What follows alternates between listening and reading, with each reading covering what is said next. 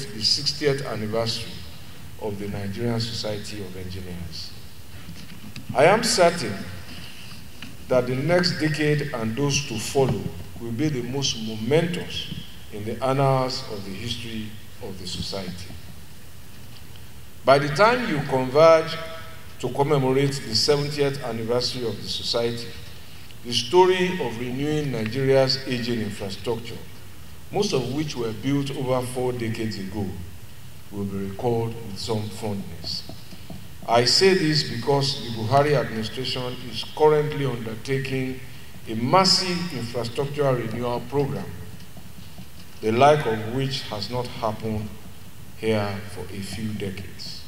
I speak of projects like the Kano-Maiduguri Highway, the Enugu-Port Harcourt Road, the East-West Road, the Lagos-Ibadan Highway, the Benin-Okene-Lokoja Highway, the Second Niger Bridge, and the Loko-Oweto Bridge, to mention a few. I speak also of difficult projects that appeared to have defied every attempt to start them, like the Bodo-Boni Bridge, which has now commenced, and the Mambila Hydropower Project, whose contract has been signed.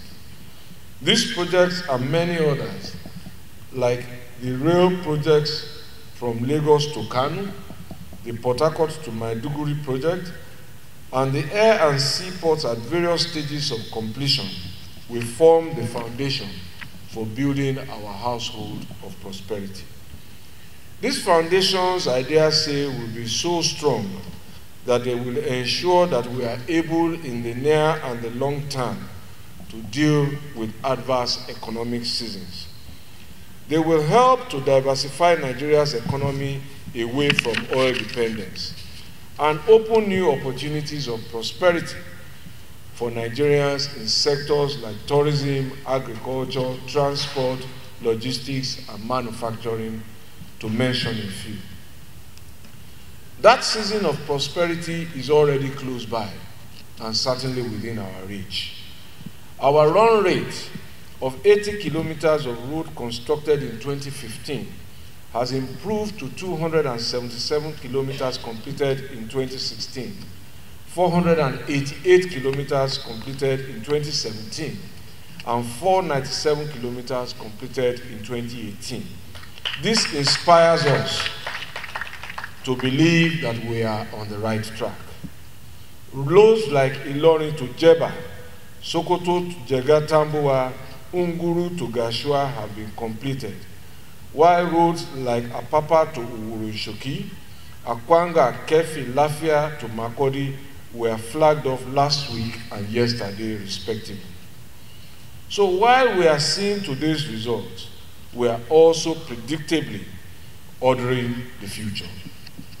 The Executive Order Number 5, issued earlier this year, is one step towards ensuring that in the short term, the economic benefits of these investments in infrastructure are maximized for the benefit of Nigerians.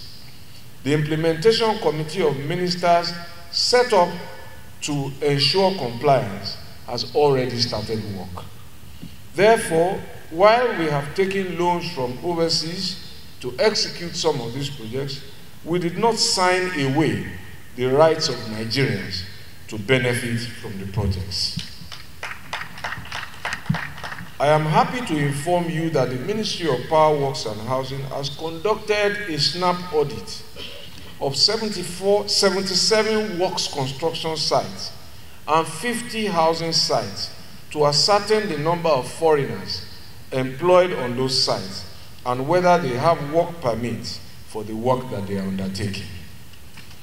The inspection reports show that first, there are 8,950 workers on those 77 sites of works, out of which 227 are foreigners and 8,723 are Nigerians. On the housing side, the inception report shows that there are 41,360 workers on the housing sites, and no foreigner was found working on those sites. But the ministry has gone beyond that. they have now commissioned a more detailed and full audit of all construction sites, and we await the results of these findings. Let me be clear that while the government of Nigeria welcomes foreigners and investors to our country, we expect that, like in all law-abiding countries, foreigners can only work after obtaining work permits in accordance with our laws and extant regulations. This is one of the objectives of Executive Order 5, and the cooperation of the Nigerian Society of Engineers will be most welcome towards achieving the long-term objective of delivering prosperity to the greatest number of Nigerians. Once again, on behalf of the government and people of Nigeria, please accept my very hearty felicitations and congratulations on this 60th anniversary, and my best wishes for a future of assured prosperity as we work together to build the Nigeria of our dreams. Thank you very much. Scientific advancement. What China is doing is that, you see, to manufacture a car, you don't need to begin to look at the theory of a car from the beginning as a mechanical engineer. The theories are on Google. The cars are there. What you need to buy these cars, look at how they are done, have a laboratory for them, understudy them, and then add one or two components and we have our Nigerian made car. And so one thing we must do is safe copying of items already in the market. Buy this aeroplane, buy this car, buy these machines, and begin to do reverse engineering. Because which science do you want to advance? We already know Newton's law, we know Galileo, we know all of them. But how do we now apply them? These are common knowledge that we need to begin to look into. So we need laboratories and workshops for component analysis and building a prototype. That is where we should be. Government should sincerely encourage made in Nigeria items and assist improving their quality. That's the reason I decided to wear native today. I usually use suit for my presentation.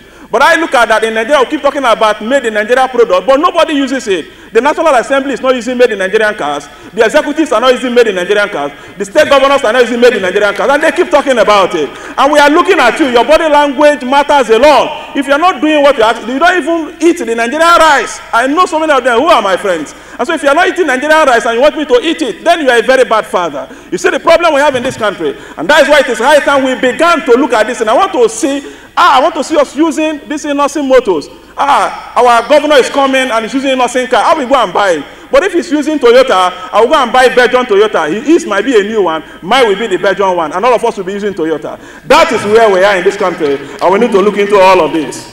In Nigeria. Congratulations, sir.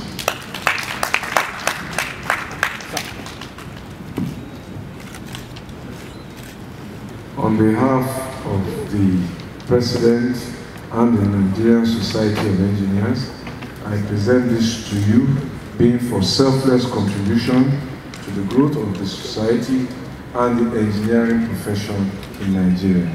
Congratulations, sir. Thank you, sir. On behalf of the President and the Nigerian Society of Engineers, I present this to you, being for selfless contributions to the growth of the society and the engineering profession in Nigeria. Congratulations. Wanted to fall away, but we'll get it back. So on behalf of the President and the Society, I present this to you, being for selfless contributions to the growth of the society and the engineering profession in Nigeria. Congratulations, sir. Contributions to the growth of the society and the engineering profession in Nigeria. Congratulations, sir. Thank you, sir. On behalf of the President and the Nigerian Society of Engineers, I present this to you, being for selfless contributions to the growth of the society and the engineering profession in Nigeria. Congratulations.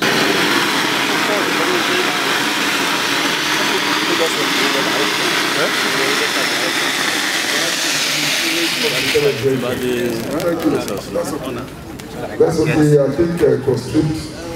So again, the Nigerian engineers. And we're going to call the cake, as I will call the great engineers of Nigeria.